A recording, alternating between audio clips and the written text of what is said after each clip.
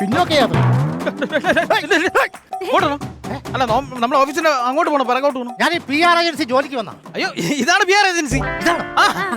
അല്ല ഈ ആള് പുറകോട്ട് പോകേണ്ട കാര്യം അത് വേറൊന്നുമല്ല, ഞാൻ അവിടെ ബസ്സിൽ ഇറങ്ങിയിട്ടേ ആ കടക്കാരുണ്ടല്ലോ, പുള്ളിയോട് ചോദിച്ചു PR ഏജൻസി എവിടെയാണ്. പുള്ളി എന്നോട് പറയാം അവിടെ ഇറങ്ങിയിട്ട് 1 കിലോമീറ്റർ പുറകോട്ട് കിടക്കാൻ.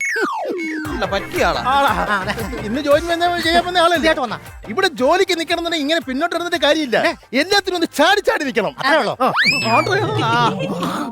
പെട്ടിയാർഷയുടെ തലയിലുള്ള ഇവിടെ മര്യാദക്കില്ല. പിന്നെ ഇവിടെ എന്ന് വെച്ച് കഴിഞ്ഞാൽ എല്ലാ കാര്യങ്ങളും ചാടി ഇറന്ന് ചെയ്തോണം.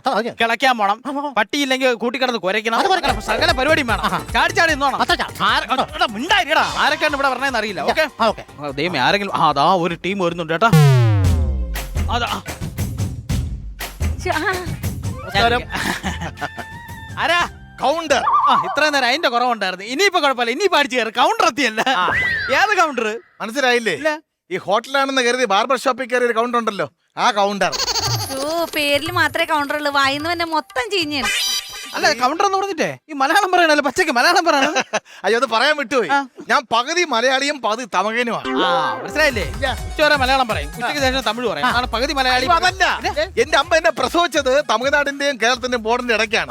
തല തമിഴ്നാടിന്റെ അപ്പുറത്തും ഉടല് കേരളത്തിന്റെ ഇപ്പുറത്തും. ഭാഗ്യം ഭാഗ്യം. അപ്പൊ റേഷൻ അതാണ് എന്റെ നിർഭാഗ്യം. റേഷൻ വാങ്ങിക്കുന്നത് തമിഴ്നാടിൽ നിന്ന്, കക്കൂസി പോണേ കേരളത്തിൽ പോണം. അപ്പൊ ഭക്ഷണം അവിടെ വേസ്റ്റ് ഇവിടെ. അല്ല നിങ്ങളുടെ ഈ PR ഏജൻസി ഇതല്ലേ? എല്ലാ ജോലിയും ഒരു വീട്ടിലല്ല ഒരു രാജ്യത്തിന് വേണ്ടിയുള്ള എല്ലാ ജോലിയും നമ്മൾ എന്തൊക്കെയാണ് നിങ്ങളുടെ ജോലിയിൽ ഇവിടെ പ്രൊവൈഡ് ചെയ്യുന്നത്? ഉദാഹരണം എന്ന് വെച്ചാൽ ചില വീട്ടിൽ പട്ടി കാണില്ല, നമ്മൾ കൂട്ടിക്കിടന്ന് കുരയ്ക്കും. അതുപോലെ ചിലത് ഈ കുഞ്ഞുങ്ങളൊക്കെ അച്ഛനെ പിടിച്ചോണ്ട് ക്ലാസ്സിൽ ചെല്ലാൻ പറയും, അച്ഛൻ പോവില്ല. അങ്ങനെയുള്ളടത്ത് സാറ് പോവും. അച്ഛൻ ചെല്ലാത്തത് ഞാൻ ചെല്ലും. കഴിഞ്ഞ ദിവസം ഒരു കുട്ടിയുടെ രക്ഷകർത്താവട്ട് ഞാൻ ചെയ്തു.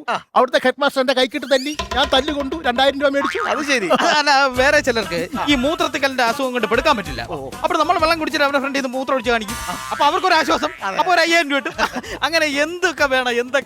ഇനി അതുപോലെ തിരക്കുള്ള സിനിമയ്ക്ക് ടിക്കറ്റ് കിട്ടിയില്ലെന്ന് വെച്ചോ, ഞങ്ങൾ ടിക്കറ്റ് എടുക്കും. എടുത്തിട്ട് ഞങ്ങൾ സിനിമ കാണും. എന്നിട്ട് അവരോട് കഥ പറഞ്ഞു കേൾപ്പിക്കും.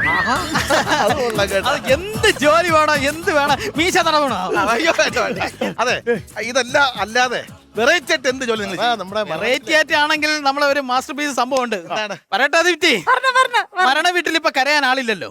കരയാനല്ല, കാരണം ബന്ധുബലം കയറ്റാൻ വേണ്ടി നമ്മൾ മരണ വീട്ടിൽ കയറി കരയും. മരണ വീട്ടിൽ പോയി കരയോ? കരയും. അതൊരു ജോലിയാണോ? പിന്നെ അല്ലാതെ